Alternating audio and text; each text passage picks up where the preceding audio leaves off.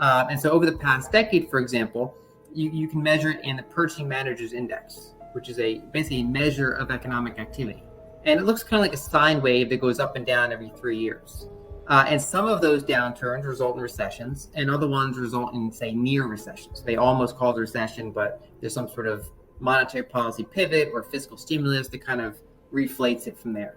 And so historically, Bitcoin has generally done very good in rising PMI environments. So economic acceleration, liquidity is flowing, most risk assets do well, and something with a lot of volatility like Bitcoin generally does even better. Then, of course, many of the altcoins, they skyrocket.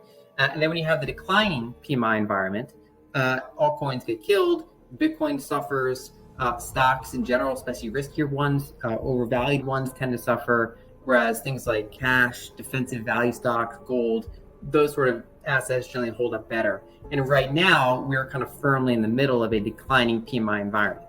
What makes this one so challenging is that because inflation's high, the Fed is trying their best to tighten monetary policy into a weakening environment. They're purposely trying to reduce demand and basically cause a near recession.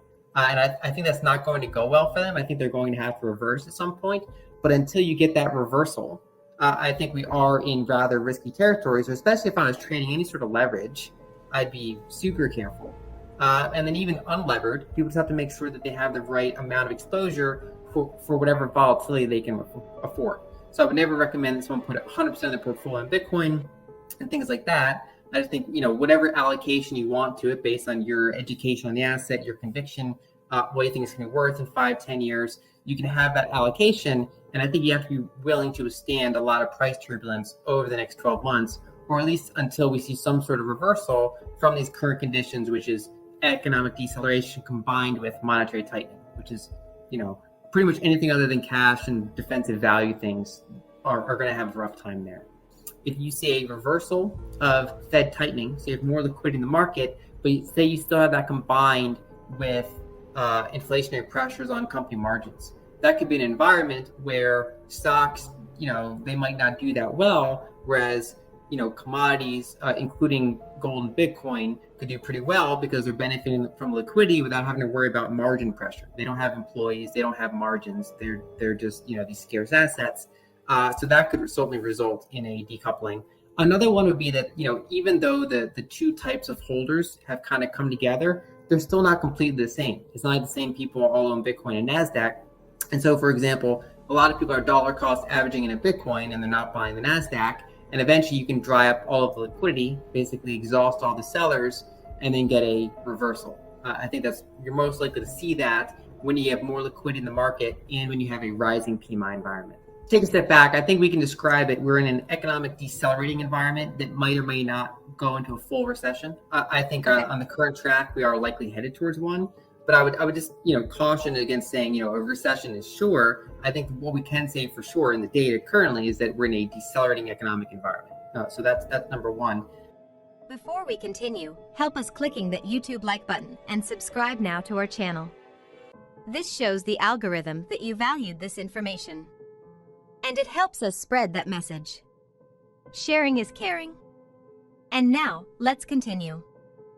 Number two, if we talk about the average person, that can vary tremendously based on what country you're in.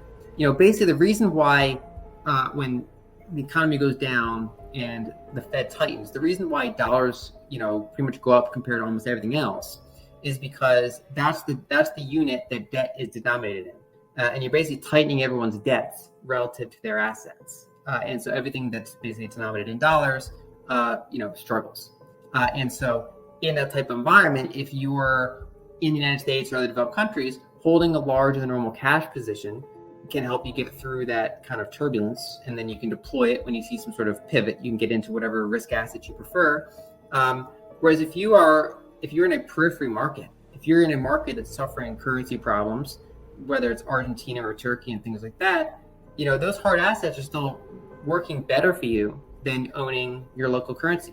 It doesn't mean every single week or every single month, but if you look at a long-term chart of, say, Bitcoin priced in Turkish lira, there's no doubt that it's a good inflation hedge.